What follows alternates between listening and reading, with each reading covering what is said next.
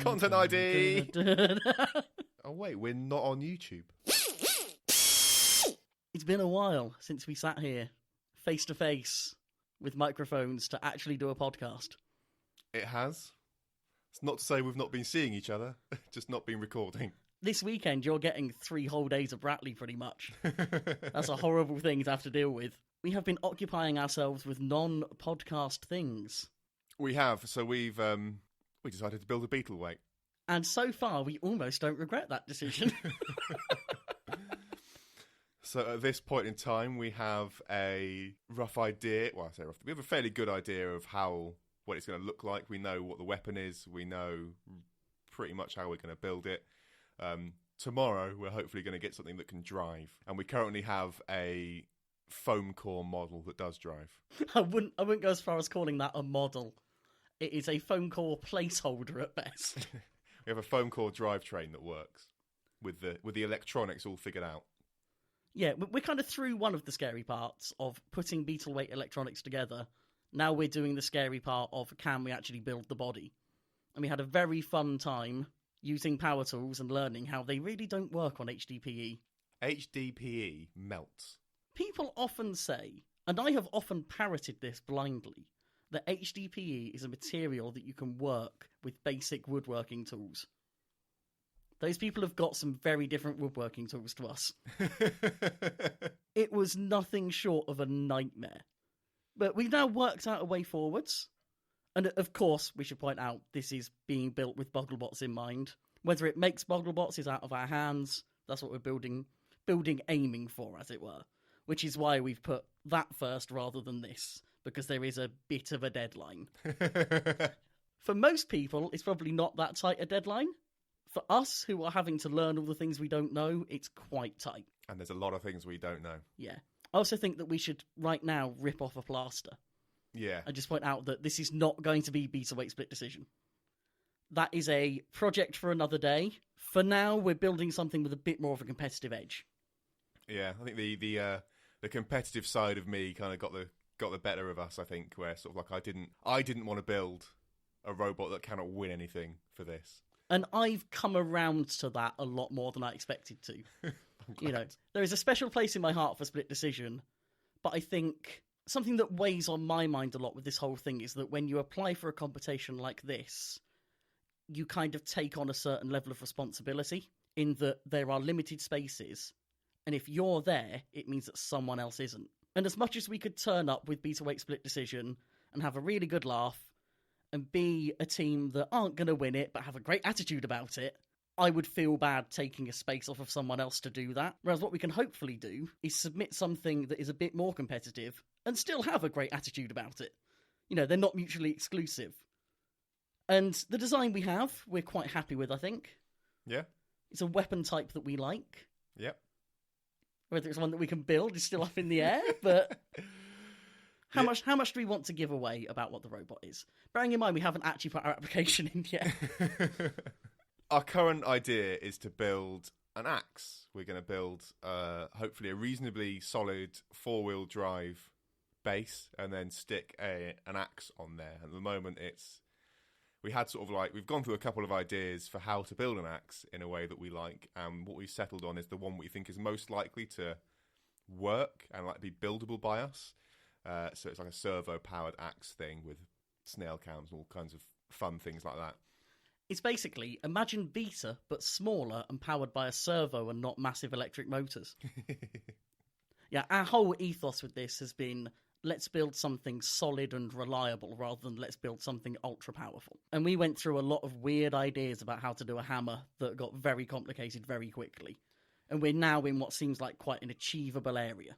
Well, I think the key thing about doing a servo-powered hammer is that you can do that without having any kind of clever brain in the robot. I still can't think of another way of doing it that doesn't require some kind of microprocessor or something on the robot itself. Which, admit it, you were really excited for. It would have been an interesting thing to do, but then that's like a whole extra class of problem that I don't want to solve on our first beetle weight. Yeah, and I think as we've gone, we've realised how good a decision that was, just with all the other things we're having to solve. Yeah. Like the basic things like how do we make wheels? How do we make wheel hubs? How do we drill things as precisely as we need to? Those are all big enough challenges without then giving a whole layer on top of that. Yeah. So yeah, that is something for which I'm sure we'll talk a lot more when it's eventually done. For now, I suppose all that's left is name. So a really important, what I've learned is that a really, really important part of a robot for me and Ryan is how many puns can we fit in there? How funny can we make the name and everything else about it? So we've gone with calling the robot Hello There. And the hope is to have little images of Obi-Wan Kenobi on the axe so that he's landing and saying hello there every time we attack. And do you want to talk us through the Wedge options? I've actually forgotten what I've called them. I think we've got Wedge Antilles. Yeah, Wedge Antilles, Forkins. Forkins. And Darth Wall. Oh, dear. Oh, yeah, that's like we didn't mention. Interchangeable front ends, because I have to play the tactics game. It's just who and what I am. Oh, dear. Despite complaining about it every time someone else makes something like that. Well, yeah, that's their stuff that's going to get smashed if they have the wrong front end on, not mine. I'm protecting our investment here. Yeah. So yeah, more on that when it's done, but hopefully that explains and excuses our lax podcasting, shall we say. Obviously, a lot has gone on since we were last recording. The main thing is that I think we can now say that BattleBots Season 4 is 100% confirmed. Yep. Considering that we now have an air date, and for supporters at least, all of the robots revealed, I think we're a fairly solid 100%. Although I have been continually annoyed by the increasingly low bar for what Reddit will consider confirmation of something. Like, there was a post from BattleBots basically trying to push the midweek tickets, because the weekend sessions are all sold out. There were still some tickets for the midweeks. And that post basically went, last year during those midweek sessions, we did some of the main tournament, we did the Desperado tournament. I was like, Desperado tournament confirmed! Like, no, they said it happened last year. You're probably right. They probably will do a Desperado tournament, and you're going to sit there going, yeah, I got the scoop on that. It's like, no, you didn't. You are not some Louis Theroux level investigative journalist going in and getting that insider information. They clearly are, though. Clearly, BattleBots talking about something that happened in the past means that they're definitely going to do it again. Some real sleuthing going on. Yeah. I should mention as well, something that's been a bit tricky with this season is the fact that they've released the field early to supporters, which has created this really weird spoiler thing, which people have defended very aggressively, and I love that. People have been really good on spoilers. I'm going to say now that I did eventually cave and become a supporter. I put my money through Facebook. Who knows what's going to happen from there, but I did cave because I like feeling like I'm part of a special group.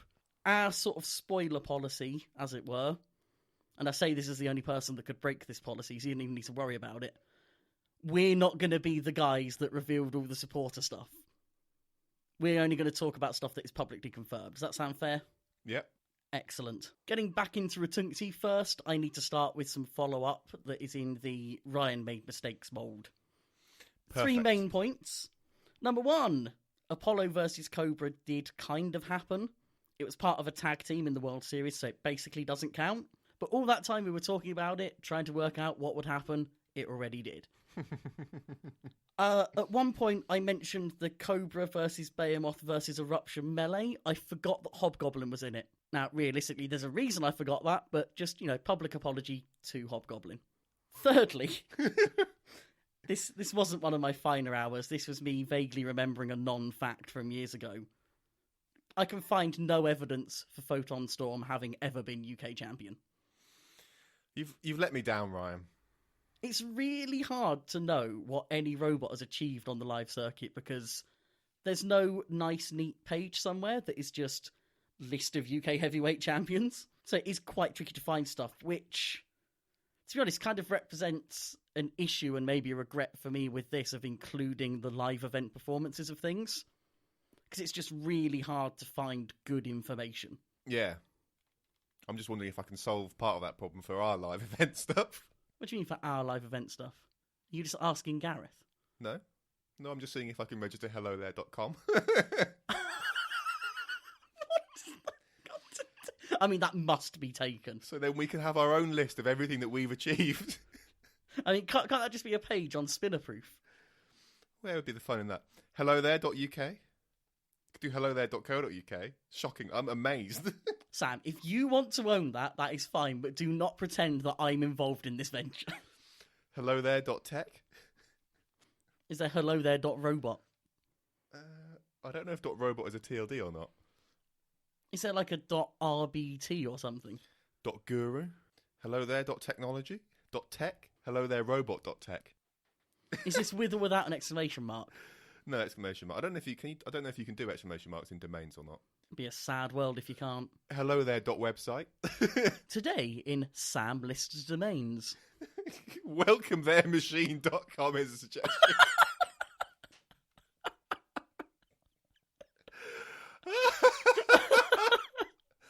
I'm always tempted to rename the robot Welcome There. What, just for the domain when the one we would want is available anyway? I'm sorry for sidetracking us. By the way, I'm really tempted when we do an episode about Hello There to call the episode that, just so that like our 50-something episode is Hello. Anyway, I suppose it's fitting that we've taken a break because we're changing the rules for this round. We're now into some melees that were required in order to make the format work neatly. So what we have coming up is 32 melees of 3 robots. The rules for dealing with these 3 robot melees are as follows. It's pretty much the same as before in terms of the die roll, and to make it that way, we are first eliminating the weakest robot of the 3. So we get to make a decision and just ditch a robot. The power. We're going to be drunk on this power. From there, we will go through our usual discussion to come up with the odds, as it were, for the 2 remaining robots. But we formulate those odds, still accounting for the influence of the robot that we eliminated. So we're saying that robot is still in the fight, it's just not going to win the fight. It's going to be there as a nuisance to everyone else, but it's not winning. We have a key difference with our odds as well this time. Oh boy. Ryan has found a die that has the numbers 1 to 7 on it. I noticed you did not say a 7-sided die. It is a 14-sided die that contains the numbers 1 to 7 twice. So we are eliminating the 50-50 chance. We're forcing decisions from ourselves. Forcing giving favour to one robot or the other, which I'm sure will come back to bite us at some point. I mean, looking through this, there's going to be a lot of 6-1 and 3-4, I can tell. But yeah, so we've got that, and we're going to probably use this for the rest of the tournament. But we still reserve the right to change that at any moment. I feel like we're probably going to prefer this. It is the morally correct way forward. Yeah. Making ourselves work. Yeah. Something else I just want to clarify, because it's something that we've been... I don't know if we've been lazy on it, or I just didn't realise how much of a pain in the backside it was going to be. The versioning rules are unchanged. We're still picking either the best or the most recent. Something that we've done a lot is just not remember to mention when we're taking the most recent. So if there are multiple versions of a robot and we don't mention which one we're taking, that just means we're taking the most recent one because there's either practically no difference between them or it's just so clearly the best version. Does that all seem fair? I think so. So we begin in earnest with Heavy Metal versus Chimera versus Free Shipping. That we do. And we have a versioning dispute first. Which version of Chimera are we going with? I don't know. Whichever one's best. It is Chimera, isn't it? Not Chimera. I feel like that's...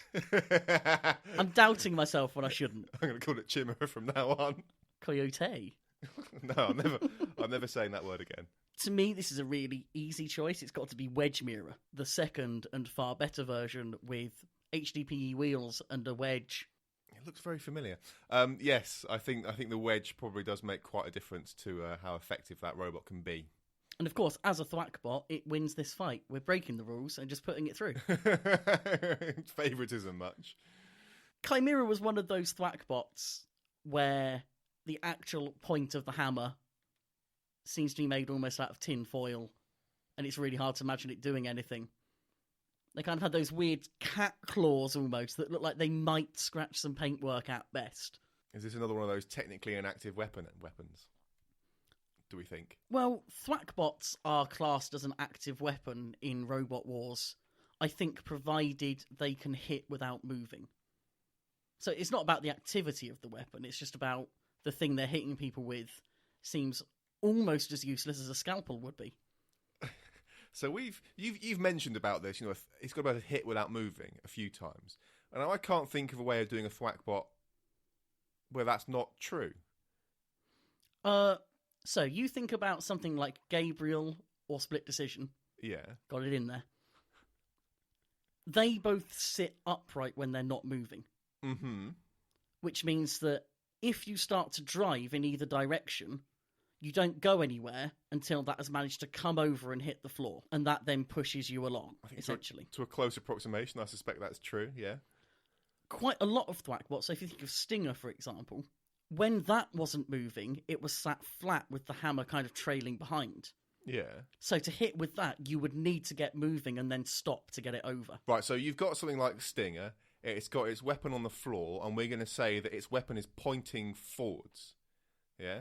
If you drive, in the direction that hammer is pointing, it's going to do the same thing that, Gabriel and stuff does, where I would have just not got enough torque, because I would have expected it to have to lift that hammer all the way over. It would be a question of the torque that you have and the relative weight of that hammer and the weight balance of it. But it's perfectly reasonable there would be times where you would have to get a run-up to make it go over. That seems like a weird distinction to me. It is, but I guess it's the only way to make a judgment on a thwackbot. A thwackbot, in terms of an active weapon rule, is always going to be quite marginal.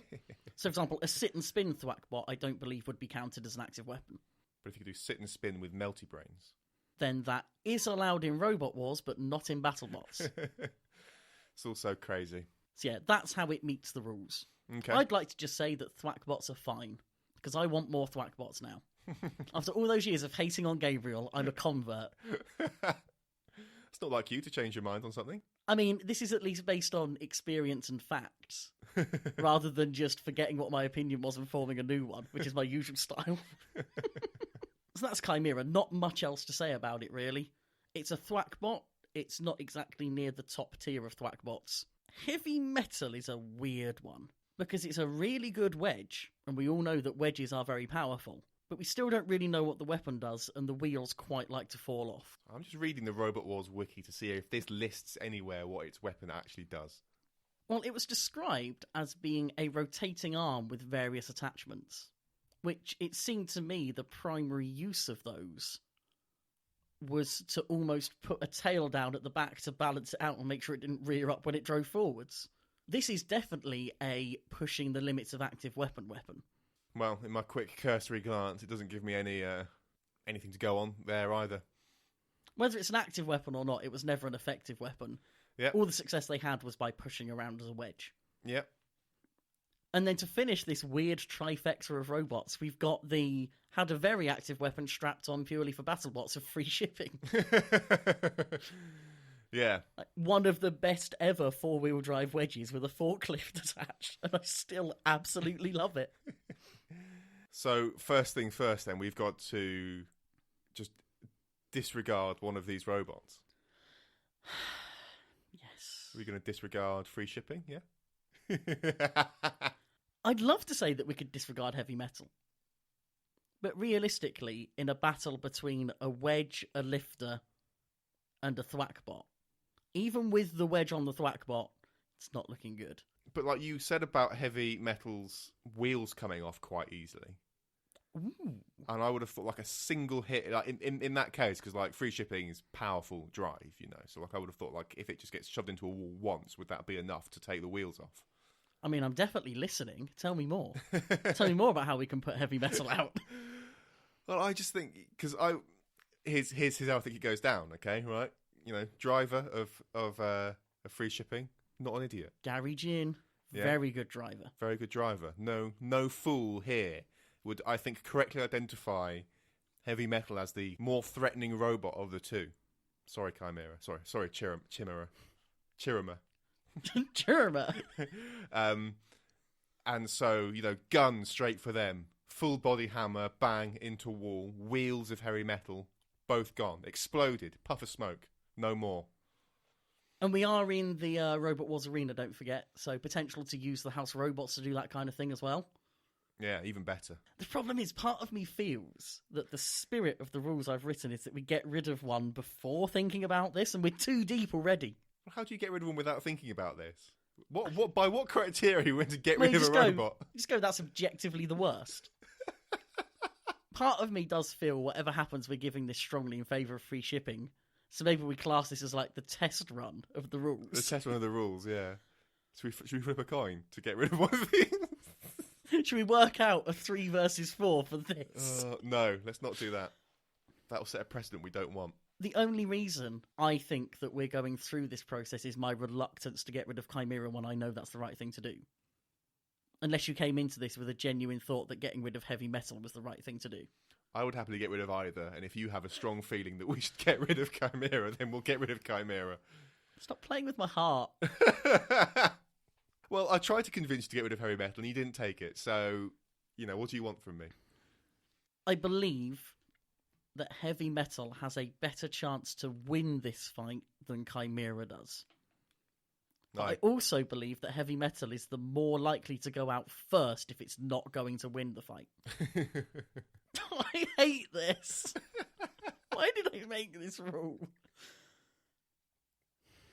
We're getting rid of Chimera. I'm sorry, it has to be done. Okay. The robot with a weapon that we understand has less offensive potential than the Wedge. So what happens to Chimera then? So it gets taken out and it's just sat in the middle of the arena now? I mean, I think Chimera probably survives the fight. It just doesn't do anything of note during it. It's not in the picture to win the fight. Okay. Which is why it can't be part of the die roll. Okay. Heavy metal could be out in seconds. But if it survives, it's got a very good chance of overturning free shipping. Free shipping is quite reliant on being able to just run into things to self-right. With a pit in the arena, that's a risky strategy. With house robots in the arena, that's a risky strategy. Okay, so we're going to go... I want to get this straight. We're assuming that Chimera is not winning, and we're going to do a die roll that decides whether or not heavy metal goes out in the first 10 seconds. That's pretty much what's happening. So this die roll will happen, and then we'll have a fight that is decided in the first 10 seconds as far as we're concerned, and then the rest of it may as well not happen. That's not the way I would have put it, but it's definitely a valid interpretation of what's going on. Okay. Are we ready to put some We're thinking about the win state for heavy metal versus the win state for free shipping. Yeah. Regardless of the order of operations beforehand. Either free shipping immediately takes a wheel off of heavy metal, or heavy metal gets free shipping overturned, and it's a bit of a lottery from there what happens to free shipping. Yeah.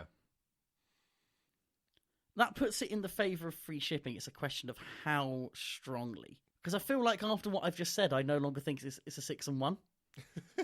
I think this is more a 5-2 in free shipping's favour. Just because it's not a difficult thing to overturn and it struggles to recover from that position reliably. It's the chomp of lifters. That is true, isn't it? Because it wouldn't take much to turn over. Yeah, okay. Yeah, I was about to protest, but yeah, I agree. It wouldn't take much for it to be put on its side. So 1, 2, 3, 4, 5 is free shipping. 6 and 7 is heavy metal. Okay. Good luck rolling this weird ass die. I don't even know how to roll it. I mean, I'd say on a bigger surface than you're about to, personally. It's a 2. Free shipping goes through, and breaths of relief are sighed everywhere. So in this fight, we lose heavy metal immediately, and then have pointlessness after that. Yeah, free shipping comes in. It does take a wheel off of heavy metal. It's not necessarily a difficult job. After that, it has a fairly easy time of controlling Chimera, but Gary Jin, being the showman he is, he doesn't go straight for the pit. He toys around with them. He actually takes the opportunity to get the first proper lift with his forks, which would be a nice thing, because that never really happened with free shipping. It never actually lifted something and balanced it there, which Chimera would be primed and ready for. Yeah. Yeah, you couldn't ask for a better robot for that, really. Yeah. And then, either Chimera, we don't know how reliable it is. It's always been knocked out quite quickly. So either they go ahead and die, or it's an easy judge's decision to free shipping. That's my version of events. Yep, sounds good to me. And how well that lines up with the ratings we gave, only time will tell. So up next, we have Hypothermia versus Apocalypse versus Hypershock. Not Poison Arrow. Not Poison Arrow. But there are multiple versions of Hypershock. Yes, so we actually have 3 versions, I think. Is it 3 or 2? I can only think of 2. No, it is 2. So it's the 2016 version and the quote-unquote current version. Yeah. So we can have very bright, very fast, but dies all the time, or slightly more reliable version that didn't have any particularly big tests, but did win a couple of fights against Ultraviolent and Warrior Clan. Yeah. I mean, bear in mind that Hypershock failed to beat Free Shipping. Free Shipping is a great robot, but not a robot that wins fights. Yeah, I'm not sure we can use the latest version of it in this case because I mean, I think we talked about it for the entire run when we were doing the BattleBot stuff. We were sort of like disappointed in it constantly.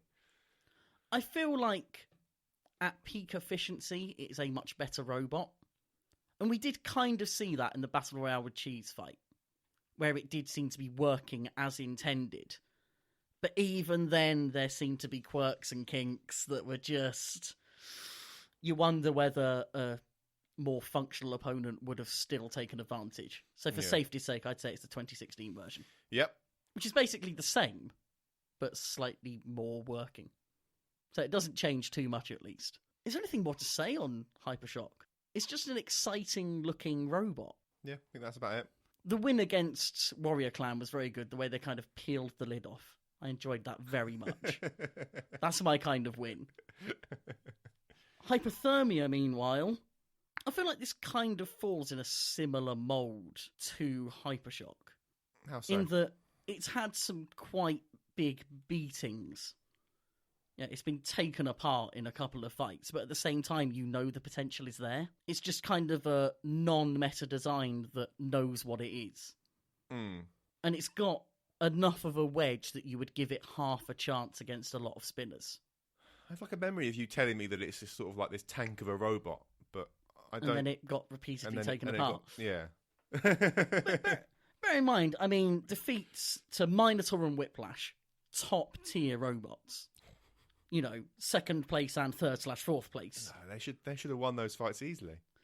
And then Valkyrie as well, which has got a lot of power behind it. Mm-hmm. It did win against the 4 Horsemen, but that doesn't really count for much. If anything, that was one of its poorer performances. It won against 3 of the 4 Horsemen. Well, yeah, so did everyone. That doesn't make them special.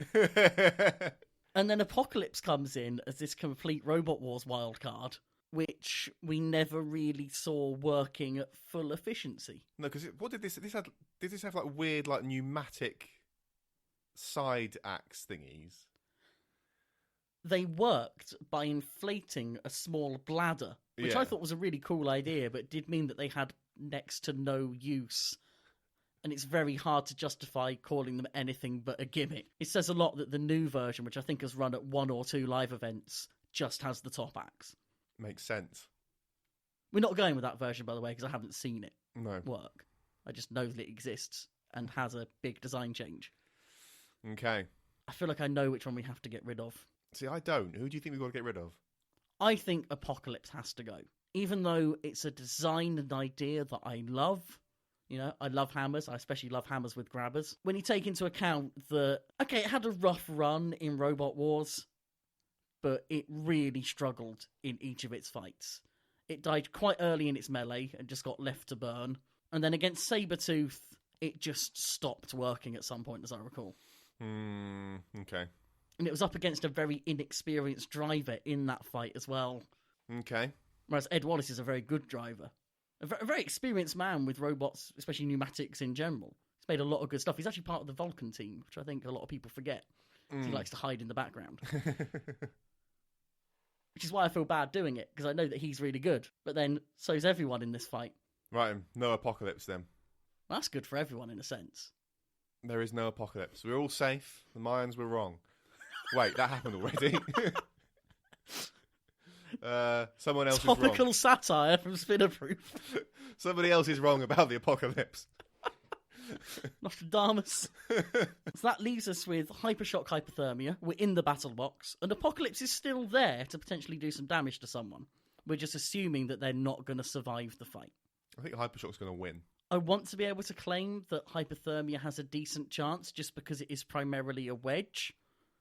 But the fact that there are 3 robots in this makes it far more likely that Hypershock will be able to get around the back to the wheels at some point. Yeah. And as soon as you're getting hits on those wheels, it's a difficult time for Hypothermia. It has been built very specifically for the BattleBot scenario of 1v1 fights. Defend the front end, and everything else you just leave for driving. Well, so what we can assume though is that like they will, because there's not a lot of damage. I wouldn't have thought that Apocalypse can do to them if Apocalypse get to the side. So maybe they'd sort of be a bit more inclined to sort of ignore Apocalypse basically, and sort of like focus on trying to keep their front end pointing towards Hypershock. So maybe it's not like a clean sweep win, but I still think Hypershock are going to get it. Hypothermia has struggled against verticals, but they were very good verticals. And in Whiplash, at least, one that was always going to easily get under them.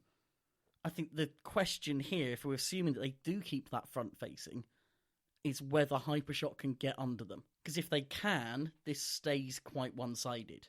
Yeah, I'm not sure if it's going to be that one-sided, but I still, I think it's going to be a closer one in Hypershock's favour. I think that's how I'm feeling at the moment. Because realistically, the only robot that is knocking Hypershock out is Apocalypse. And unfortunately, based on what we've seen of it, I have to rate that as quite unlikely.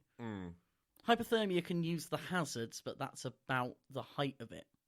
And as a grapply robot, something like Hypershock is not the best thing to try and grapple with. Because you've got that big area of spinner that you can't grab. Yeah. And the arms there to kind of potentially jostle it out of a good grip. Yeah. So it's Hypershock, but how much is it Hypershock? I'm going to let you show your cards first. Is it like 4 and 3, maybe? We've gone there early. I think it's 4 and 3. I was stuck between 5-2 and 4-3, so I'll happily go with 4 and 3.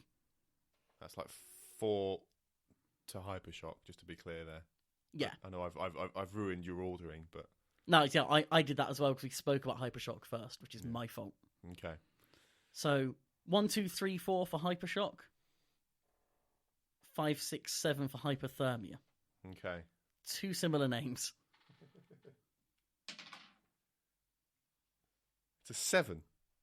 That is Hypothermia going through. Hypothermia. Hypothermia. That's pretty hot after this win. Low grade. How are we seeing that go down then? It's going to have to be hazard damage or that shot from Apocalypse. I wonder if Hypershock's drum gets broken by something. But that doesn't stop the robot. No, but it does dramatically limit their everything else. Like it means that they can't be knocking other people out, and then that means it's going to go to the judges, and they favour active weapons and damage done with your primary weapon. Although there's not going to be any damage done by Hypothermia's active weapon in a sense as well. That's true. I'd say this comes more down to Hypershock find out quite quickly that they're not winning that ground clearance battle. I think that's where it changes for them. Because at that point, the best they can do on the front of Hypothermia is scrape against the very thick plough. Yeah, okay. Or maybe Hypershock also get a bit distracted trying to beat Apocalypse as well. Spend too much time doing that. Yeah, leave themselves open to a good grap. Yeah. Good grap? Halfway between grab and grapple there. Real smooth. Yeah, a good grab into some hazards. I mean, the screws are a potentially fight-ending hazard, I suppose, in some respects. Chance to get stuck behind there, perhaps. But even when a robot does get stuck behind there, they just reverse the screws. But it doesn't always jostle a robot out. It's the best we've got here. Okay, fine, yep. Let's go with that then. Or Apocalypse knocks the link that they don't have out. It knocks their switch out. Maybe Apocalypse load themselves up with just the right tool and get the world's most precise hit. Maybe Apocalypse replace their side grabbers with rakes. And that somehow helps. Perfect. Coming up in the third fight, we have Axe Backwards Warrior Clan / Warrior Dragon, let's face it, they're pretty much the same thing. And Duck. So you say they're pretty much the same thing. Should we pick one? Or are we just going to make that joke every single time they come up? I would argue the only difference between Warrior Clan and Warrior Dragon was that they added a drone as an option. Well, we need the drone. I'm going to say that we can at least go with, and still feel that we maintain some integrity, that they have the drone, but they also have the old Wedge bots as an option. So it's the same robot with different options of additional machines in the arena. Does that sound fair, or am I reaching? I mean, given what we did with Ghost Raptor, I think that sounds fair. Are we going to invoke Ghost Raptor every time I want to make a really bad decision? Well, we've set the precedent now, haven't we? We set the low bar of decision making. Yeah, let's go with that. I think that's a reasonable assumption to make. Well, you would, wouldn't you? I mean, I'm the one who's breaking the rules he wrote. Unbelievable. We'll start with talking about them because we're disregarding order. I really struggle to rate this robot. It's an interesting robot because I don't think it has... I don't know how to sort of say... Because it's so low and flat, I think it's quite hard for a lot of other robots to actually hit it in any meaningful way, in many ways. And I've equally never really seen it do a huge amount of damage to anything else, if that makes sense. It did quite a lot of damage to Splatter, but Splatter had plastic armour. Yeah, well, it's their own fault. Surprised it didn't melt. Yeah. I kind of class Warrior Clan as a bit of a flat track bully.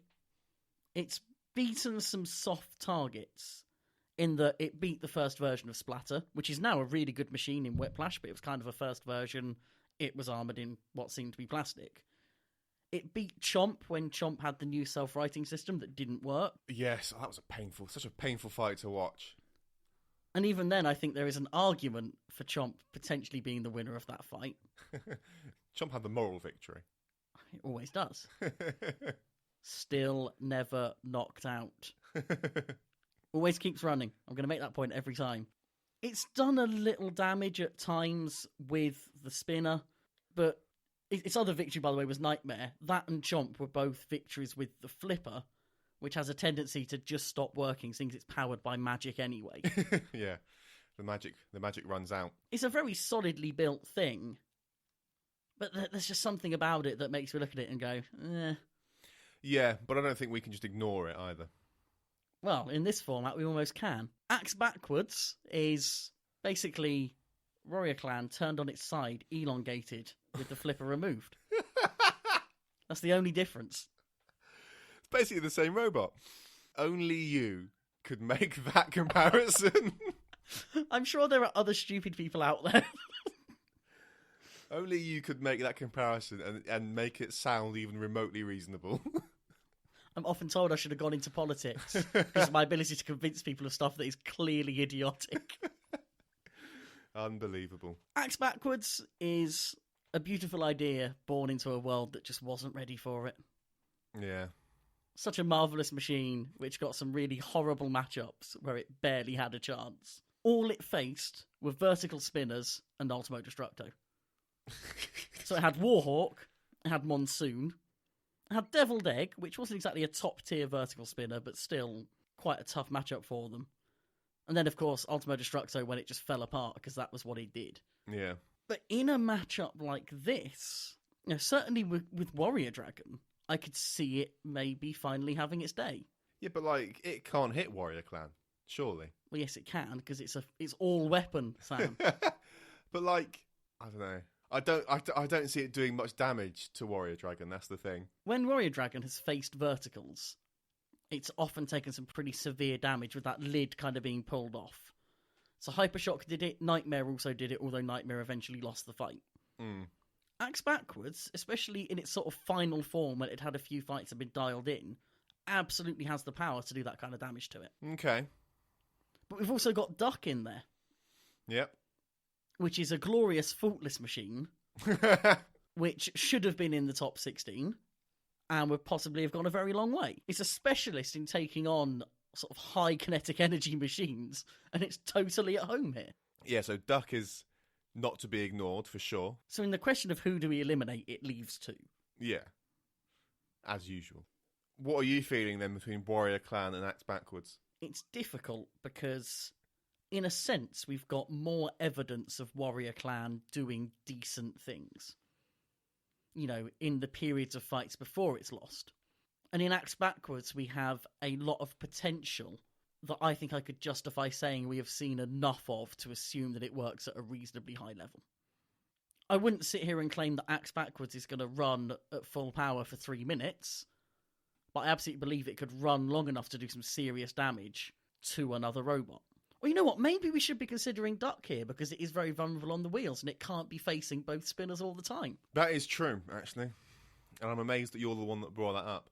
I managed to cast my bias aside for a split second. I just don't know, actually. This is tough. This is a tough one. This would be an interesting fight to watch. We're gonna find out that this fight has happened.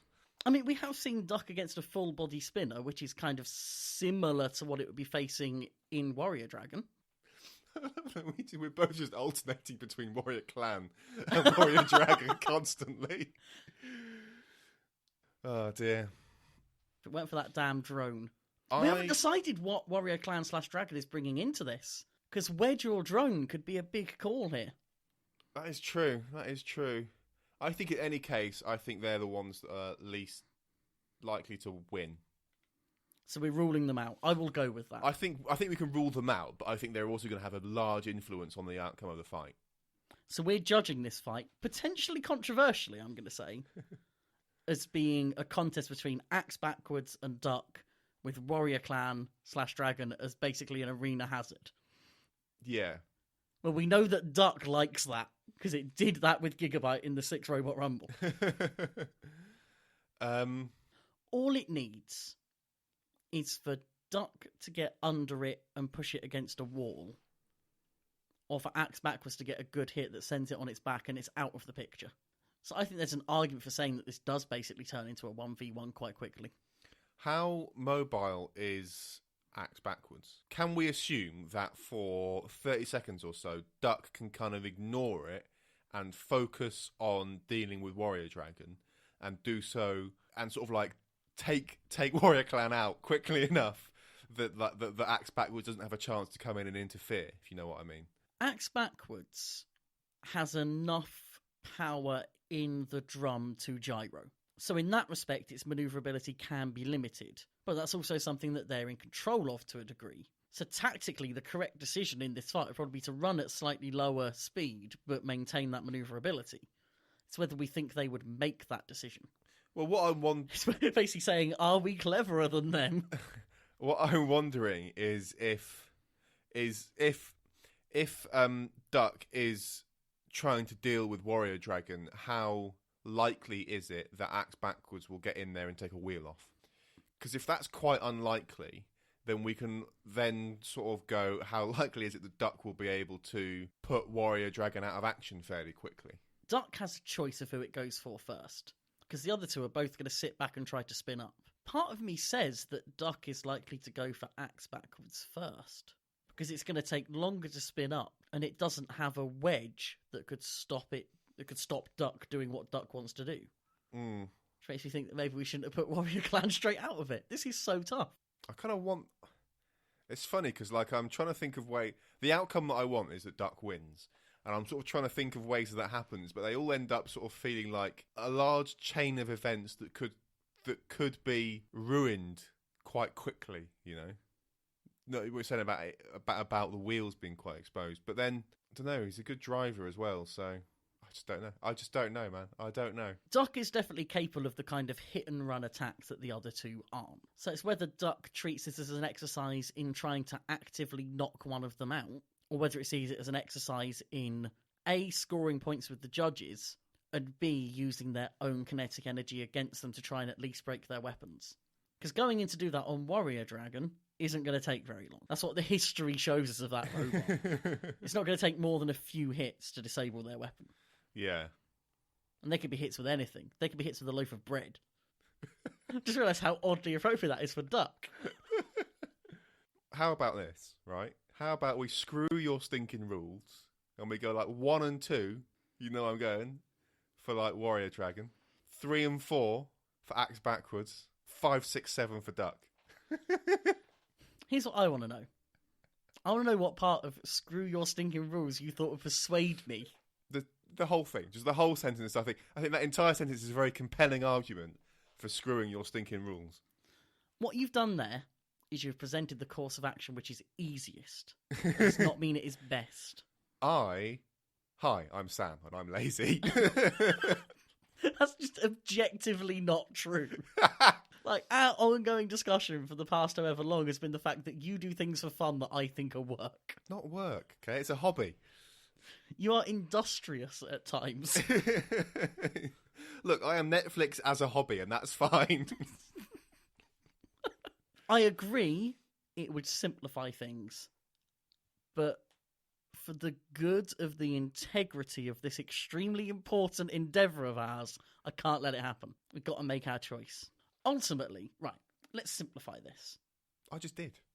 We're not worrying about the specifics of how it goes yet. That's for justifying afterwards.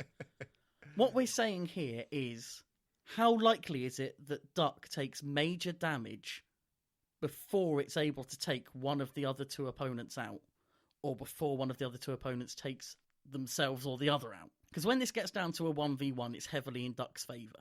So basically asking the question, what are the odds they survive the three-way part unscathed? And realistically, I think they're taking some damage. They are. Duck can do the magic driving with far fewer wheels than you think it can trick, can't it? There was a point where Duck looked like it was going to manage to drive with no wheels. Yeah, okay, right.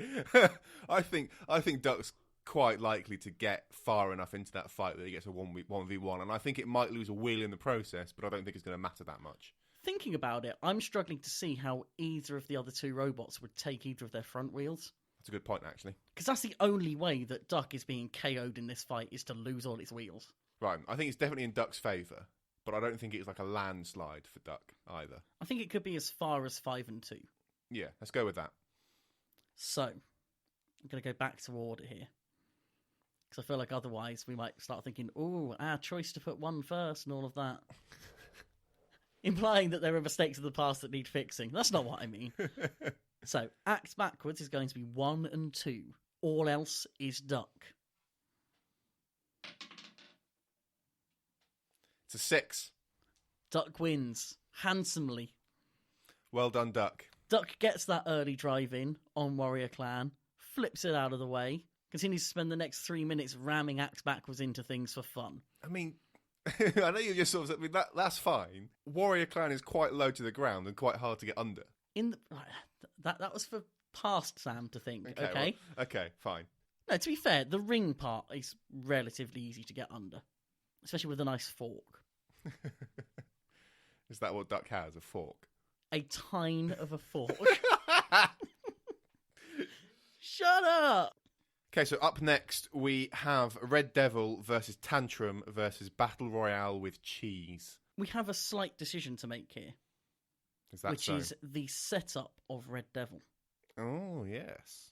Which is good, because in this case, Red Devil is actually the first one we want to talk about anyway. The rest of the time, I've just been breaking order to do it. They have the grabby sorry option. They have the wedgie sorry option. I don't recall any further options. No, neither do I. I think those are the options. And bearing in mind that their wedge seems to have been almost custom made to deal with horizontals, they're still not going to worry about Battle Royale with cheese and go for the grabber. I mean, we know that with hindsight, but would they know that at the time, or would they play it safe? Well, bear in mind that we're going into this fight with the robots performing at the best we've seen them perform. That's true. But the team doesn't necessarily know, or do they? This is happening after BattleBots, I guess. So the team does know that Battle Royale with cheese is incapable of spinning at more than 2 miles an hour. We have seen testing footage of it working. Ooh. I think that counts as saying that we know it can spin up. Which means that they're going to have to go in with that knowledge. We've got to be careful. Has there been any testing footage of anything that Craig Danby built ever working? Yes, but I would argue that testing a lifter without a load on it doesn't count as testing it. Okay. Which is going to come up later, so that's fine. Okay. Apologies to Craig Danby.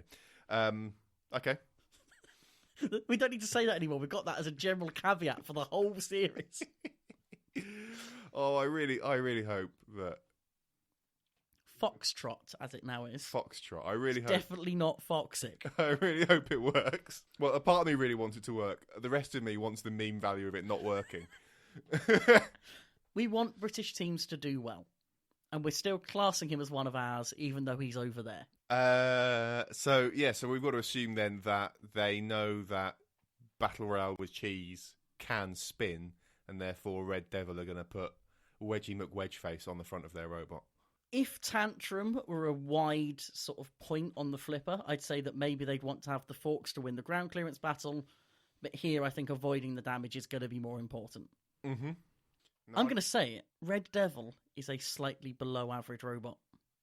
How dare you?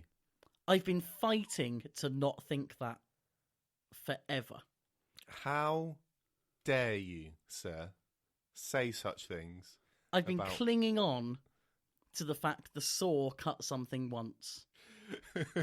And ultimately, seeing Red Devil and also seeing Dragon King in China, which was the same sort of concept, it just gets broken too easily. But it needs a significantly more defensive design to be a reliable competitor.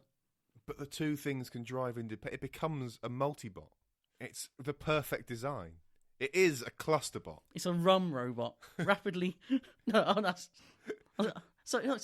rapid unplanned multi-bot. That's what I was going for. That was smooth. Smooth as rum. Oh dear, Ryan Smooth Bratley. Ryan Smooth as rum Bratley, I'll have you know. The grappling setup just doesn't work for them. The wedge is good. Yeah. The wedge held up really well against Monsoon, for example. Yeah, well, they're using the wedge, so, you know. We'll give them half a chance in this fight against robots that have barely proven themselves. They're gonna do well. Tantrum. Now, I know that I said before we did this little section that I remember Tantrum, but beyond knowing that it's got fists, I actually know nothing else about it. It is a spring-powered flipper. Of course it is. In the sense that the spring is a very thick plate of titanium that also makes up the top of the robot. And that is pulled down and bent as the flipper. Okay. In principle, this thing can throw things a bit. And again, there was testing footage of them throwing sort of heavyweight weight things. Like people. We didn't really see them. Yes, they threw people because that's a great idea. I'm making bold accusations here. Tantrum has been used to dispose of many bodies, scuppering the investigations of a number of gangland murders.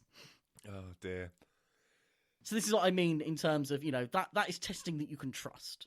They have shown an ability to throw things, as opposed to just make their flipper fire. Okay. It was originally designed as a middleweight, and then they just added loads of armour.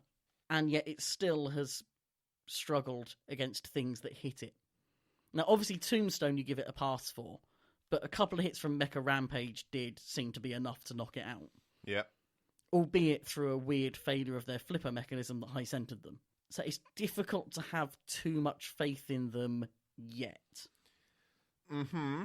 And then there's Battle Royale with Cheese, the robot that is exactly what it's set out to be, which is a beautiful thing that got destroyed. It is the perfect robot.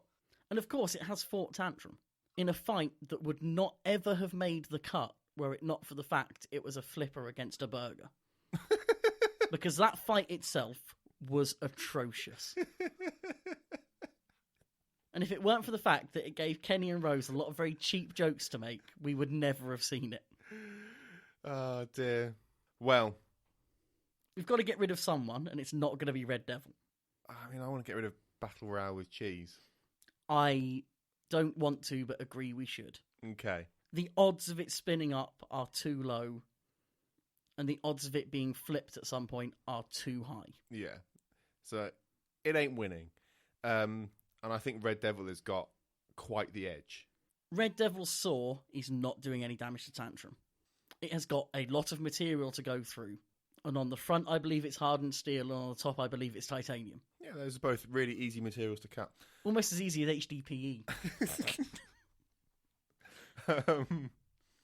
Red Devil is not doing damage with the saw. So we're now down to I mean, we could, of course, still have Battle Royale with Cheese doing the damage to Tantrum. I think if the burger's doing damage to Tantrum, then it's doing damage to Red Devil as well. I'd like to argue probably not critical damage. I don't know. I don't want to assume that if it spins up does not mean that Tantrum gets the damage. It spins up means that possibly both of them get a lot of damage done to them. Tantrum is going to be the one that's more willing to throw its face into that fist, because that's what it's notionally been built for. Mm. If anything, I wonder if the most likely thing to happen is that Red Devil somehow flips Tantrum. Because the self-righting ability of Tantrum is unknown, and they've had a lot of failures of the weapon mechanisms. Because the weaponism, with it being a spring-powered thing, is quite complex. Yeah. And therefore hasn't been as reliable as they would have liked. Red Devil has almost won this fight by working. Yeah. Consistently. Yeah. Well, I think we both agree that Red Devil is the thing that's going to win this fight then, in all likelihood. I think it would be either of them one-on-one, and therefore it's beating them together as well. Yeah. Give me some numbers. Is this 6-1 territory? I'm not comfortable with 6-1. Would you be more comfortable with 5-2? I think so. Would you be more comfortable with 4-3? No. 3-4? No. 5-2 it is then. Okay, I'm glad we've got that settled. So 1, 2, 3, 4, 5 for Red Devil, 6 and 7 for Tantrum. Should we do the maximum tension way of rolling it this time and spin it? Ooh, yes, just for the noise. Got to do it over there though, where the mic will pick it up.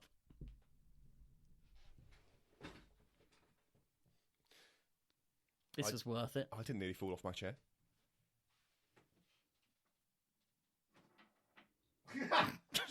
Maximum tension. Are you going to try again just for maximum tension? Oh, right. So the way this die is made, it can be spun like a top rather than rolled. Sam did this successfully in a test earlier. Remember how we said first roll every time?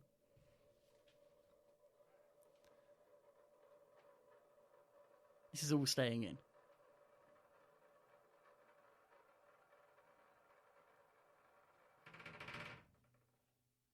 5. I don't know what that means anymore. That is a Red Devil win, he says with undeserved confidence. Okay. So that's on the edge of its zone. So it's got to be a tight victory. For what it's worth, this should probably be cut, but like on one of my failed attempts, it was a 3. That's still the same result, Yeah, so that's fine. So we're in the clear. What was it on the other failed attempts? Or did you stop them before you got a result? Well, I hit the floor and I just picked it up without looking. So that's Tantrum continuing to work for longer than expected. As does Battle Royale with Cheese. A knockdown, drag-out fight for Red Devil, which despite me basically saying that it's made of paper earlier, battles on and comes out with the victory, possibly on a judge's decision. Imagine if it was actually a 3-way judge's decision. We don't get many of those. No. How does that even work? They eliminate the robot they think won least, and then judge between the two, while still accounting for the actions of the third. I think I did read how they actually do it, but I can't remember. It just doesn't come up regularly enough to worry about. Okay. That wasn't an ordeal. Up next, we have Iron Ore 6 versus Bonk versus Infernal Contraption. We called Iron Ore out in the rules for a very specific reason. Iron Ore's status as a flipper is confirmed. The flipper has worked in live events. It works. It is not a wedge, it is a flipper. And I'm saying this very sternly to make sure that you understand. But like, what you need to understand is that I've never seen it work. Have you ever observed that the Earth is a sphere? Oh, God, why? Why did you have to go with Flat Earth? You made me. No, I didn't. You pushed me there. You could have gone in so many other places. You just trust all the people that have been up there and go, oh, it's really round. You could have used an example from like 10 minutes ago where I trusted your judgment that we've seen a test of... Why would I question you trusting my judgment? That doesn't help me. Oh, dearie me. Iron Ore is a very competent live event flipper which also has the advantage of being a wedge when needed. Iron ore is a flipper with a... I ruined it. I mean, I now have a take of you going, iron ore is a flipper. That's all I need. I know. It's pointless carrying on now. What were you going to say? It's a wedge with a flipper that occasionally works, but... I mean, you could say that for a lot of flippers. A lot of wedge flippers, at least. Ah, dear. No, I'll let them have their flipper. That's fine. Obviously, no entanglement, because we've ruled that out of the rule sets for everything, which does literally just leave a wedge flipper. Yep. It's a fairly standard thing. Let's not make it any more exciting than it is. What it leaves is a wedge flipper. That's what it leaves. Wedge in bold underlined. Obviously, yeah. Bonk. Tell me all of your in-depth thoughts and feelings about Bonk. It's a green robot with a hammer. That is what it is. Tell me all of your feelings about Infernal Contraption. I have no memory at all of this robot. So, Bonk, to be fair, had a hard time. Poor Bonk. It was, as I recall, and I don't have notes on this, I'm relying on memory here. Oh, God. I believe it may well have been the first robot knocked out by Carbide in Series 8. It's good to be known for something, you know? Yep. Infernal Contraption, however, was the loser in a melee with Gabriel, Beast, and Crazy Coupe 88. The pedigree of Infernal Contraption is best described as unproven. Now, it has run in live events, but I'm going to make a ruling right now that I'm sure you're going to be happy with. We cannot judge spinners by their live event performances. Well, not UK spinners. Okay. Because they are tip speed limited. Okay. So I'm not going to say, oh, it's competed in a live event and looked really underpowered, because of course it did. It's under a rule set that limits its power. So how do we judge its power then? Like, have we seen it do anything useful in its televised run? I don't remember, and I haven't had time to rewatch the fight to see how well the spinner worked. Brilliant. Well. So that was a point for other robots, not this one. I just thought I'd better make it while I thought of it. We've got to get it in at some point. Okay. It's kind of a thwack bot, which means that we have to put it through. No, it doesn't. Set your biases aside. In all seriousness, Infernal Contraption is a bit stupid. Because it's a spinner that when it drives forwards, puts the spinner on its back. Yeah. Who would think of an idea like that? I mean, considering it's so short, it's not like there's any advantage in them being able to swing the spin around. No. It's a robot designed to run away. We are left here with a wedge flipper that obviously survives the initial cull, a cowardly spinner, and an axe that I'm fairly sure we haven't even seen fire. It got taken out that quickly. Is Infernal Contraption more cowardly than Bangers and Smashed? I mean, as far as I'm aware, it hasn't actively backed out of a fight. But it is designed to be cowardly with the way its weapon works. It is optimised for fleeing. But not cowardly, is that what you're trying to say? Optimised for fleeing is as far as I will go. Okay. I think we can say that Infernal Contraption isn't winning. Yeah, we're in the Robot Wars arena. It is too easily controlled to be a big threat. I don't know how to judge Bonk. Has it competed in a live circuit? I believe it has a little, to the point where I'm willing to say the axe works. Okay. We're not going to go assuming that the axe doesn't work just because we didn't have time to see it do very much. That would be too harsh. And I'm assuming that Iron Ore is capable of flipping things out of the arena. Very. Yeah. I think it's odds very much in the favour of Iron Ore 6. This can't be anything but a 6-1 to Iron Ore 6. The only decision here was who we were eliminating first. We'll get rid of Infernal Contraption. It's 1, 2, 3, 4, 5, 6 for Iron Ore 6, and 1 for Bwonk. For Bwonk? It's a funnier joke when you're writing it down and just putting an E in there, okay? I thought I'd try. I can only try. The problem is that although that's probably funny written down, 1 doesn't start with a W. There are lots of issues with the English language. This is not the time or the place. Roll the die. I shall roll the dice. It's going to be a 7, isn't it? It's a 1. Yay. One for Blanc. I mean, it's too easy out of the arena flips, Ryan Orr, isn't it? Yeah. That's just the full story there. And they finally get a win. Congratulations. In the next fight, we have Mega Mouse versus Valkyrie and Jellyfish, which makes it sound like they're teaming up. That's not what's happening here. Jellyfish is not winning. I'm going to make that very clear right now. I think you're biased. Bias aside, Jellyfish is not winning. It's a mouse versus a B-2 bomber versus a demigod. Winner of an fight. Of an fight? What fight has it won? It beat Sabretooth when Sabretooth was accidentally spinning the drum the wrong way and just kept driving over them. Oh, God.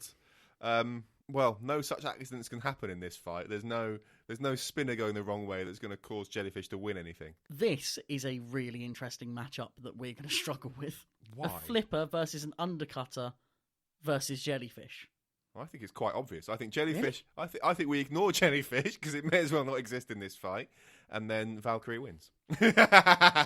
Mega Mouse is a reasonably ineffective flipper. In terms of its design hampers the effectiveness of the flipper. It's got to get that very little bit underneath to do anything. It's also got those weird aesthetic rear wheels, which aren't the main drive wheels, but if they get jammed up, still seem to jam the drive up anyway. They are very vulnerable to Valkyrie. Yeah. But Valkyrie is not vulnerable to them. You have Valkyrie, which is a very good undercutter that I think would be very easily hugged by Jellyfish. I think Jellyfish is the kind of robot that they're going to find hard to kill because it's very difficult to get far enough underneath to get to those wheels. Those wheels are quite far inside. I'm not sure what meaningful damage they can do to Jellyfish. And they don't have the pushing ability to make the most of the fact that this is in the Robot Wars arena. I mean, the thing is, like, my memory of Jellyfish is that it can barely even move. Your memory of Jellyfish is heavily biased. I'm gonna look up a fight of Jellyfish quickly. Oh God! Well, I mean, you've got the thing on the shelf there. That's all you need to look at. I can either look up a fight of Jellyfish, or we can sit here as like an unstoppable force and an immovable object. I'm down for that. Like I regretted that. We'll be here for hours. You'll fall asleep first. Right. While you're doing that, I'm going to lay my cards fully on the table. I am absolutely willing to give this fight in the favour of Valkyrie, strongly. I am not so willing to make Jellyfish the robot that we dump out at the beginning. I think that Mega Mouse, no matter what happens, is getting knocked out in this fight. So I'm looking at a video of like a test drive for Jellyfish, and his wheels are close enough to the edge that Valkyrie's hitting them. Unless they made pretty substantial changes between Can you that. just hold the screen up so I can see how close to the finished thing it is? Let me. Well, I'm looking at their application video now. Let's see if I can see where the wheels are. His wheels are right on the edge, mate. Like, they're getting hit. I'm sure the wheels are where on the inside of the eyes in the finished thing, but I could be wrong. I've been wrong before. I mean, that's what they applied with for Season 9, Series 9, and the wheels are on the edge. So, Jellyfish's wheels may be in a different place to where I thought they were, but right, the driving skills of Dave Laurie will ensure that the front stays facing Valkyrie, and then it is a very long distance to the wheels. Look, Jellyfish is not winning this fight. I agree, Jellyfish is probably not winning this fight.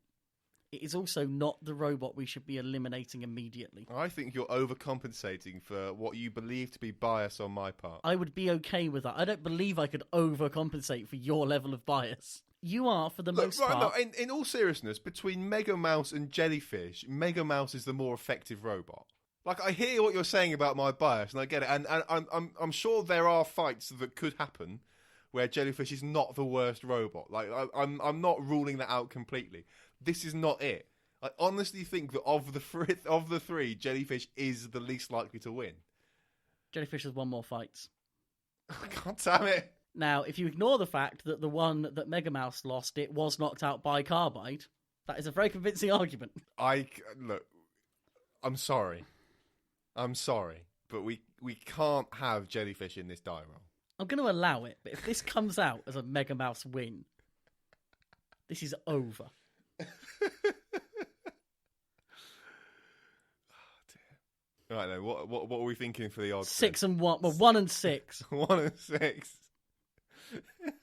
We haven't had an upset today. It's due, because that's how die rolling works. Oh, 1 for Mega Mouse, everything else for Valkyrie. Also 1 for Valkyrie if at all possible. It's a 4. Valkyrie half 1. From this distance, that looked a whole lot like a 1. I promise you it's a 4. So Valkyrie, recognising Mega Mouse as by far the greater threat, goes after it first and quickly disables it, leaving a long and arduous fight with Jellyfish, in which Dave Laurie puts up an admirable battle, punching far above the weight that many would give him, but ultimately succumbing to the more destructive robot. End of story. You and I have very different views on how that fight goes. Only one of us can be right, and we both think it's us, so why bother? If I had my way, we'd currently be building a beetle-weight jellyfish, and it would win.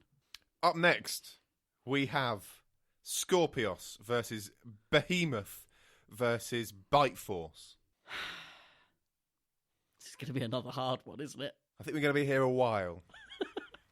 So, we need to do some versioning, but we'll go through the robots in order, shall we? Okay. Scorpios, no versioning to be done. We can just talk about it. This is easy. This is a very effective robot. Yes and no. I would argue it's not a particularly effective weapon. I can't think of many examples of the weapon doing what it was intended to do, except for cutting into one tyre once. That's fair. The rest of the time, it has tended to skip off of actual armour, to the point where when they replaced it with a cheap angle grinder, the visual difference was the only thing you would notice. What it is, however, is a really good, well-driven wedge that can take a lot of hits from horizontals and seems to win the ground clearance battle quite well. Yeah. Behemoth. We'll have your hot take on Behemoth. Although I realise you're talking about an entirely different robot called Behemoth. What? What hot take is there to have about Behemoth? I think it's a difficult one to make a read on. For me, it's difficult to look past its kind of semi-legendary status. I suppose it's easier for you as someone that probably doesn't remember what a legend it is. How dare you? I think it's quite well. I think it's going to do quite well in this fight, because I think its like front scoop thing is quite a good thing to have against, say, for example, Bite Force. And it's also impossible to flip. Not impossible to flip, but it's impossible to make sort of like... It can always self-right. It's almost like a Gumbok. It's an active Gumbok. An active Gumbok. I think that Behemoth is one of the most arena-dependent Robot Wars robots. That is true. It's not in the Robot Wars arena. And I think that does hurt it quite a lot. Mm. While they've done a lot with the scoops, and we're going to need to choose a scoop, they've done a lot to try and prepare for all opponents. The one thing they've never been able to deal with, and they don't have a setup to deal with, is verticals. They beat Sabretooth / Donald Thump on what was basically a technicality, having taken damage from both of them. They beat Pulsar because Pulsar, they'd taken a lot of damage in that fight as well. Scale all of those things up to Bite Force, and suddenly they're having a very bad time, I fear. I mean, anyone's having a bad time if Bite Force is in the equation. True. But which of their setups do you think is best suited to going into this against, where the main threat is a vertical spinner? So, just to sort of check that my understanding of their setups is correct, they've got like their usual titanium scoop, they've got like an aluminium sacrificial type thing, and they've got the weird claw thing that they used once and immediately regretted. I've also just realised that I've also kind of made the decision on Bite Force for us. Are we saying vertical spinner Bite Force? Yeah. Good. So what scoop option are Behemoth using to deal with the vertical spinner of Bite Force? I mean, I would have thought that the titanium scoop is the one to go with, but I also feel like that they would choose the aluminium one. When they faced verticals, they've gone with the titanium one. Okay. But I feel like they've probably regretted that when they've then had to repair a titanium scoop. I think that if they went with the aluminium one, and the reason that I believe that my understanding of why they built the aluminium one is because it's easier to fix. Or it's it's more ablative than anything. Yeah, but like I don't know. In this fantasy tournament, I almost want to ignore the cost and difficulty of repairing a titanium scoop.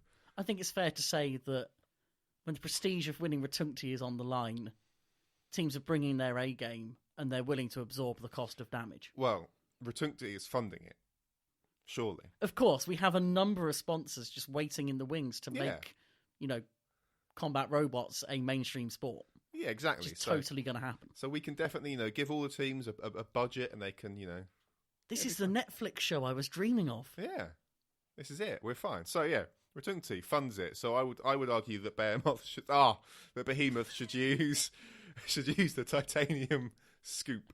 That is the choice they've gone with in the past. So I think judging this on a single fight basis, yeah, they go in with that.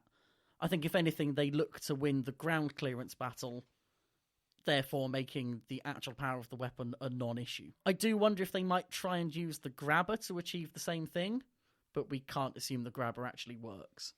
No, I don't think they'd ever use the grabber again. Bite Force, we've kind of made some very easy assumptions about in terms of going in with the vert. What is there to say about it apart from it's very powerful and very low? It's probably going to win. I think that's true of this fight and the whole of Rotundity. It's going to take some bad rolls. How on earth are we going to choose who to get rid of? I think it's got to be Behemoth, hasn't it? I think there's an argument for it being Scorpios. Purely because you look at Scorpios and their front end just dealt... Their front end? I just mixed front end and Wedge. Smooth. Their front end has dealt very well with horizontals. All it needs is one hit from a vertical and that thing's getting bent right up and they are completely scuppered. I'd be amazed if Bite Force could hit it. In what sense? Well, because their front end... This is where we learn that I'm thinking of the wrong robot. Their front end is just like a flat bit of metal against the floor. So I'd be amazed that if Bite Force could hit it. I'm beginning to believe with Bite Force that if you put a sheet of paper on the floor, it would get under it. That is how low Bite Force's wedgelets seem to be. They are physics-defying. They are the weird magical knife that is an atom thick and just goes through everything. Are they the subtle knife? Exactly. That's the thing I was totally referencing really clumsily. Any other robot, I'd say, yeah, that there's a potential that Scorpios gets under, but this is Bite Force. But I think if we took Bite Force out of the equation and had a fight between Behemoth and Scorpios, I think Behemoth would lose that fight as well. I think Scorpios would really struggle to do much to Behemoth. I think Behemoth would struggle to do much to Scorpios. Behemoth would be able to get some lifts and put them on their back and make themselves right and boss them around the arena a bit, I feel. And even if they do get the weapon in on Behemoth, it's not going to do very much. So it's not like there's going to be damage swinging it with the judges. And Behemoth, as a robot that specialises kind of in using the arena to its advantage, while technically not on home turf, is still kind of on home turf in that matchup in terms of the strategy of it. But Scorpius has got his fast, powerful drive as well. I know that Behemoth is kind of like, it's a good, like, well-driven robot, but it's just, it's not. I wouldn't have described it as the world's quickest robot. I don't know, like, I just don't have any sort of particular memory of it being this massively dominating full-body hammer type thing. But it beeps when it reverses, Sam. But I think that Scorpios kind of is this sort of very dominating robot. Like, it's so quick. I'm now worrying that I'm misremembering Scorpios as being slightly less than it is. When I think of Scorpios, I think of the win against Icewave. That's my overriding memory of Scorpios. That and the stupid fight against Lucky that shouldn't have gone as long as it did. And in both cases, it's done a good job of getting under not very low parts of robots.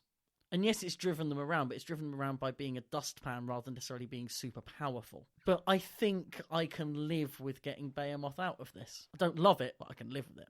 If only in terms of it is a robot that has a lot of high places that they could get round to. What happens when Bite Force is upside down? It has bunny ears that it runs on and the weapon is running in the wrong direction.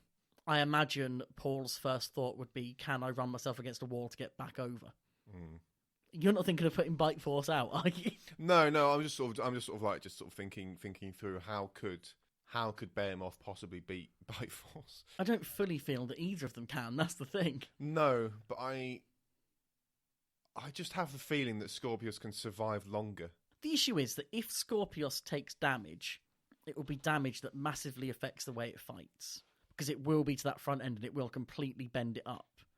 Whereas when Behemoth has taken damage to the scoop, it's usually that almost a nice neat chunk gets taken out of it and the rest of it is still kind of okay. It's difficult with Bite Force in there because we've kind of been framing this as not who do we think is going to go out quickly, but who can we rule out of winning it. Whereas in this case, honestly, we're going to rule both of them out of winning it. I was going to say, should we just roll a dice and then not worry about it? No. But we need to worry about it because we need to know now which robot goes through if it goes against Bite Force.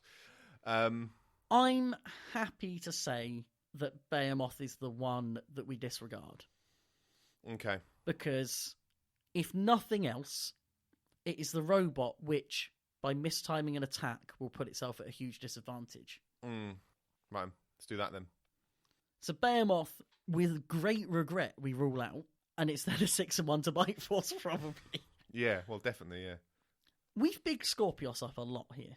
Can we honestly have all that discussion and still say 6-1? Yeah. Is Bite Force that good? Yeah. I feel like you're right, but it just feels a bit weird at the same time. I think we've had all that discussion because it's really close between Scorpios and Behemoth. I think part of the discussion is I think those two robots are quite evenly matched in many ways, and I also think it's because it's like I feel like I'm trying to talk you down about Behemoth a bit. I feel like you talked me up about Scorpios more than you talked me down about Behemoth, funnily enough. Yeah, but like I said, I think they're quite evenly matched. I think the reason we've had a long conversation about it is for me to try and convince you that they're quite evenly matched. But even so, I think I still think we can do 1 to 6 for. Well, it would be 1 for Scorpios and the rest for Vert Force. Yeah, let's do it. 1 for Scorpios, everything else for Bite Force. Did you just drop the die? Maybe. Are you ready? I'm born ready. To 7. Wow. Sorry. 7! No. Yes. That's why I shouldn't have bought this die. It's there. I mean, it's a convincing win for a convincing machine. Shocker. I love how our longest conversations tend to be the least impactful. So, to finish, we have the General versus Radioactive versus Concussion. Now, you've basically just seen 2 of these robots for the first time. You don't have to tell the people that. They don't have to know. I want to know your immediate thoughts on both of these robots. So we start with the General. Mm-hmm. This is a robot that I have no memory of, because apparently... To be fair, it is basically invisible. That's true. It's impossible to see. I mean, it looks like a thwack-botty thing with a big saw on it. Where are you getting thwack-botty from? Well, I'm worried you don't know what thwack-bots are after all this time. All this time. It's got the same kind of shape as Chimera. Are you assuming that they're on an arm that comes over the top? Does that saw thing not move? That's static, mate. What a ridiculous robot. I'm also slightly worried that it's the front rather than the back, but there's very few ways of telling, because they did run as a vertical spinner would, but I'm not sure what the builders considered to be the front. I don't understand that robot at all. There you go. There's a first impression for you. The General feels like one of those robots that's very Series 8, in that there are some episodes of Series 8 you look at and go, if you had a running heavyweight, you were probably selected. I feel like because it was the first series back, they were struggling for people who could reliably turn up with a working robot, and I feel like they may have fallen into that bracket. And obviously, I'm not going to sit here and say anything more than respect to anyone that has a working robot, but it was not very competitive. The discs were too toothy to get a good bite, but not toothy enough to be a cutter. It was strange. Yeah. What about your first thoughts on Radioactive, then? I just can't even fathom how it works. I mean, the simple answer is it doesn't. So it's got like a front, I guess. So it's got the 3 things, and then there's like the front, which is the direction that the axe goes in. And then it looks like those 2 pods on the left and right are articulated as well. Yeah, the pods were designed to move in some abstract way that I don't quite understand the purpose of. I think I remember hearing the team claim that the robot could kind of crab with them in some positions. But ultimately what they did was built a big plastic blimp with a hammer that dropped more than being fired. Their only win was against Sweet Revenge, because Sweet Revenge didn't work, and I think that still went to the judges. And then they were fed to Tombstone as a bottom seed. Yeah. Well, Concussion, however, we can say is a very good drum spinner. yeah. To bring some positivity back to this. Can we... I mean, I feel like we have to, but I don't feel good knocking the Behemoth team out twice in a row by getting rid of Radioactive immediately here. I have no problems with such things. It's made of plastic. It's not winning. It's made of plastic. It's just going to get torn to shreds by both robots. This is one of those fights where the general might do some damage. Well, I say that, right, so does the general work? Like, does that weapon does spin, right? It's seen too, yeah. Yeah, okay. Radioactive is not a robot that has been built to be effective. It is a robot that has been built to be visually interesting and maybe show off some certain techniques and technologies, which there's always been a place for in BattleBots. Yeah. No place for it. No, that's No place for it in Retuncti. It's not something that has been built to win, and that's part of the reason it's not going to win here. Yeah, I think we can discount it, I'm afraid. I mean, this is not a place for feeling bad for teams, like Team Behemoth want to build a rubbish robot, then it's going to get discounted by us. That's just the way it goes. This side of the room is a place for feeling bad. Your side of the room may not be. You've got rules that need following. I would never even suggest not following them to the letter. To be fair, I haven't suggested keeping them in out of pity. I'm just saying that I will feel bad about it. Okay, well, prepare yourself to feel bad because they've been discounted. Now, I think we all know what direction this is going in. Just going to point out that this is our 8th roll of the day. None of them have gone to the underdog yet. Nope. And as we all know, the rules of die rolling mean that this is definitely going to go to the underdog. Is that so? So do you want to make... So for that reason, we should make it 6-1 to the general. You want to make Concussion the underdog, do you? Even I cannot and will not argue for that. It's a 6-1 to Concussion. I'll have to trust you on that because I don't know what the general is like in terms of effectiveness. Not as effective as Concussion. Okay. Give me the numbers and I'll roll the die. 1 for the general. Everything else for Concussion. It's on the floor. We'll take it, whatever it is. And it's a 7. The gods of probability have been kind today. A comprehensive victory for Concussion. Indisputable. I was so ready to justify a general win as well. Just from our experience of trying to cut through plastic. Yeah. Well, there we go. And with that, we end part 1 of 4 of these melees, as it's now going to be. We'll finish this one day. Part 3 in this N-part series. You can find the show notes for this episode at spinnerproof.com/episode/48. And there you can find links to all the stuff we've been talking about today, as well as some links to guest appearances we've had on the Roasting Robots podcast hosted by Mr. Psycho. You can also find a link to our Twitter at Spinnerproof, where you can tweet to us everything we got wrong in this episode. Because let's face it, there's going to be some stuff.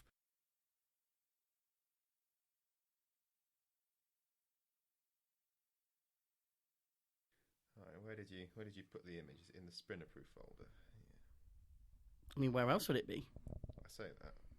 Is it episode 3 and 4, Forgotten Robots? Is that yes, it is. On accounts of this being episode 3. This is a 245 megabyte pung. Look, I sometimes have to export things at print quality. You've sent me a 250 megabyte image. I often have to export things at print quality.